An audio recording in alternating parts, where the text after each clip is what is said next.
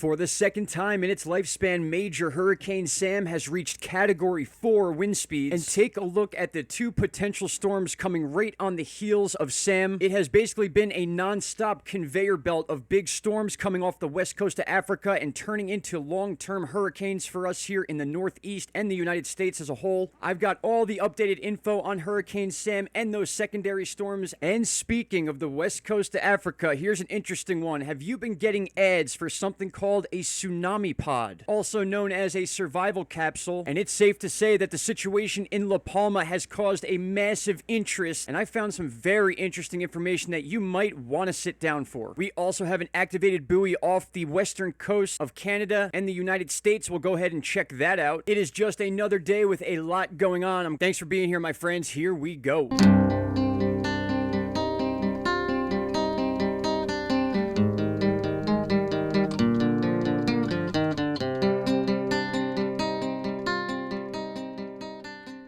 Good morning, my friends. September 28th, 2021, 10:27 a.m. And we'll start right here in the Atlantic Ocean. And I'm going to quickly discuss Major Hurricane Sam, now a Category 4, once again, 130 miles an hour. The second time this storm has reached those wind speeds. And we've also got a 90 and 80% chance of cyclone formation, basically pancaked on top of each other, coming right off that western coast of Africa. Taking a look at the most updated current information we have on Major Hurricane Sam. As you can see, as of 5 a.m., we have 115 knots or 130 miles an hour, making it a Category 4 major hurricane. The barometric pressure is at 953. We've reached that Category 4 and then kind of weakened over the last day, and now overnight last night we have blown back up to a Category 4, basically along the same lines as the information has been telling us from the start. Sam is also moving in a northwest direction at 9 miles an hour, basically crawling. One important aspect of Sam is going to be its time frame, and as of now our cone keeps any sort of landfall away from the United States, but that is not the same situation as Canada. And we finally start seeing a slight change in strength, not until after this storm would pass to the east of Bermuda if this stays as is, only dropping back down to hurricane status after the fact. So we could be dealing with a major hurricane in Sam up until its approach to Bermuda and or whatever the Bermuda Atlantic pressure bubble and the jet stream decide to do with the path. We may see drastic changes in this storm. One of the themes being portrayed, which I actually saw yesterday, me and my buddy Brandon were going back and forth about the possibility of this thing's path, and at one point the models were showing this storm swooping up towards Newfoundland and literally doing a 360 circle in this direction that you're seeing, almost like Hurricane Jose did, and then kind of swooping right back down into the middle of the Atlantic. But as you look at the NavGem model, which is just one available model, we actually see the momentum of Sam after it hits Newfoundland. Once again, another landfall for Canada. If that's what happens, we see this almost in a Fujiwara type of movement, as we spoke about yesterday, with another low pressure system that meets it at the exact perfect time. This is our last frame of data as of right now, but as you can see, if we go back and forth here, Sam absolutely is getting pinned in a western direction towards the eastern coast by this half of the Bermuda bubble. As you can see my cursor following now, we can see the low pressure isobars of Sam right here, and then we see a forming low pressure system over the United States, basically pancaking Sam into this spot here, which is causing these weird movements because it has nowhere else to go. We've explained this pressure bubble many times and its influences on storms. We see yet another storm after Sam already forming. That would be Victor. But the main point here is the fact that we're seeing this storm up towards the northeast St. John area, closer to Maine, and then we got Newfoundland, which has been a hurricane hotspot for the 2021 season. As we get through the next 3 to 4 days, it'll be much easier to forecast the timing of this storm.